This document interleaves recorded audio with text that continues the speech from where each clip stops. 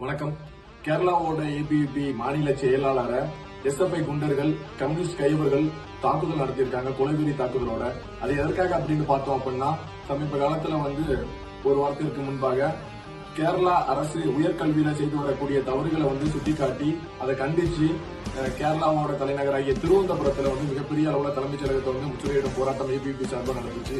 அதற்கு மிக முக்கிய காரணமாக இருந்தது ஏபிபியோட மாநில செயலாளர் ஈஸ்வர பிரசாத், கேரளாவோட மாநில செயலாளர். அவர் மீது மிகப்பெரிய அளவுல தாக்கல் நடத்தியிருக்காங்க. அதாவது இந்த கம்யூனிஸ்டுகள் நாங்க தான் மக்களா இருக்கிறோம், மாணவர்களுக்கு உறுதுணையா இருக்கிறோம் அப்படின்னு எல்லாம் ஊருக்கு ஒரு விளம்பரம் செஞ்சுக்கிட்டு, அதோட மட்டும் இல்லாம மாணவர்கள் அவங்க அரசுக்கு எதிராக கேள்வி கேட்டாங்க அப்படின்னா உடனடியா மிகப்பெரிய அளவுல தாக்குதல் நடத்துவோம், எங்களுக்கு எதிராக நீங்க குரல் கொடுக்க கூடாது அப்படின்னு சொல்லிட்டு ஏபிபியோட மாநில செயலாளர், கேரளாவோட மாநில செயலாளர் மீது தாக்குதல் நடத்திருக்காங்க. இது மிகவும் வன்மையாக கண்டிக்கக்கூடிய ஒரு செயல்.